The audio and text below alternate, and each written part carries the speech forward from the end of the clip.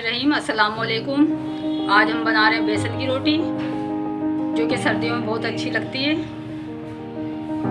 उसके लिए हमें चाहिए प्याज 1 प्याली, आधा चम्मच नमक है, हरी मिर्चें हैं 4-5, ये आप अपने टेस्ट के मुताबिक ज़्यादा कम कर सकते हैं।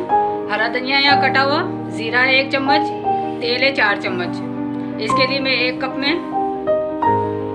मैदा, इसके लिए मैंने 1 कप नॉर्मल आटा लिया है, जो हम घर में इस्तेमाल करते हैं। ये बेसन है, ये मैंने 2 कप लिए हैं। ये 2 कप बेसन है, 1 कप आटा। जितना बेसन होता है 2 कप, उससे आधा आटा डलता है इसमें हम बाकी का सामान डाल के, देखिए हम इसमें नमक डाल रहे हैं, ये प्याज डाल रहे हैं, हरी मिर्च डाल रहे हैं, हरा धनिया डाल रहे हैं,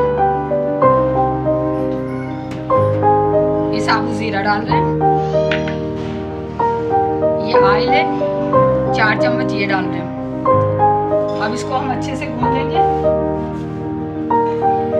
इसको हम मिक्स कर लेंगे। अब इसको हम कम पानी से गूंद लेंगे। ये ज़्यादा पतला भी नहीं होता, सख्त आटा गूंदा जाता है। इसको हमें सख्त गूंदना है।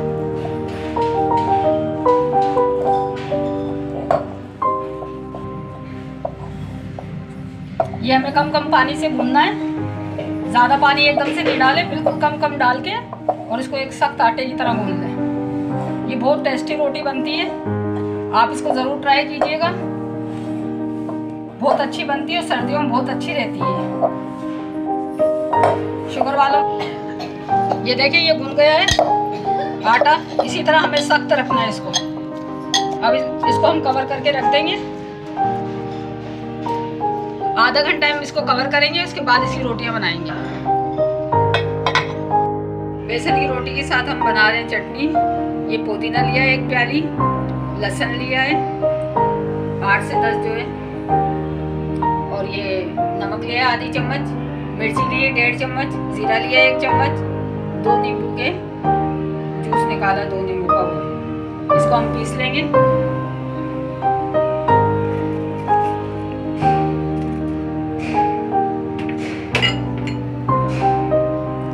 ये जीरा भी डाल रही हूँ, लहसुन भी डाल दिया मैंने, मिर्ची पाउडर डाल रही हूँ, नींबू का जूस डाला है मैंने, नमक डाला है, थोड़ा सा पानी डालेंगे इसमें, कम रहेगा तो और डाल देंगे।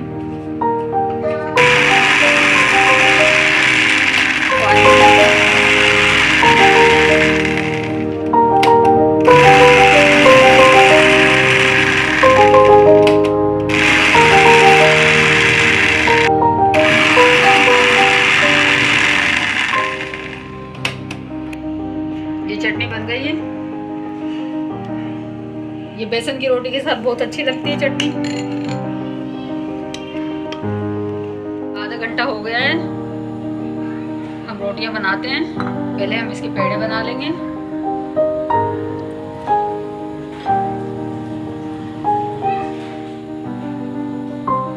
ये देखिए, आप छोटे बड़े साइज कर सकते हैं, इस साइज के बना लेंगे हम अपने पेड़।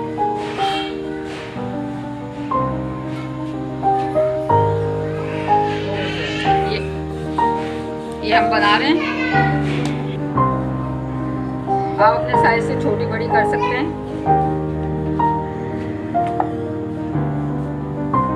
ये बन गई है,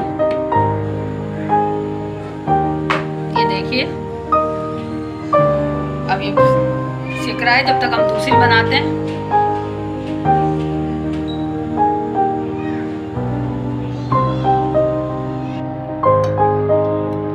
एक तरफ से सिक गई है, इसको हम टर्न कर देंगे। ये लो फ्लेम में सिकेगी, तभी ये अच्छी बनेगी। अभी हमने लो फ्लेम रखा हुआ है।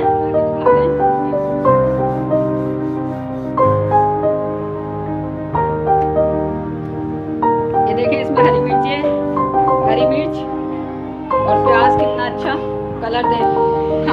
इतनी मज़ेदार होती है जितना इसका कलर अच्छा लग रहा है।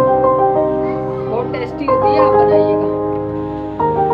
ये देखिए अच्छी सी सिक गई है, दोनों साइड से अच्छी है। निकाल रहे हैं और दूसरी डालते हैं।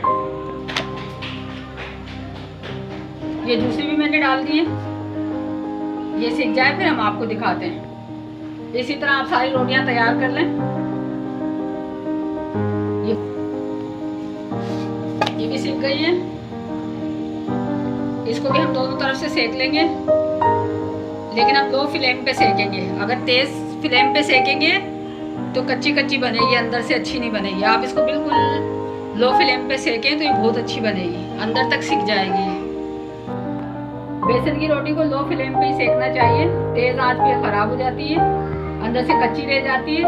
इसलिए आप इसको बिल्कुल स्लो पे सेकें। ये भी हमारी सिक के तैयार हो गई है। इस पे हम देसी घी लगाएंगे, इससे इसका जायका और बढ़ जाएगा।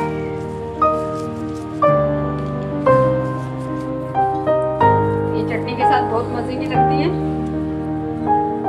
आप इसको जरूर ट्राई कीजिएगा, बहुत अच्छी बनती है ये।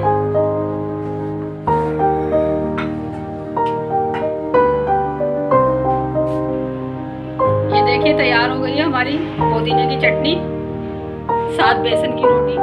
ये देखिए पुदीने की चटनी है और बेसन की मसाले वाली रोटी है। आप इसको ज़रूर ट्राई कीजिएगा और मेरे चैनल को सब्सक्राइब करें, लाइक और शेयर करें।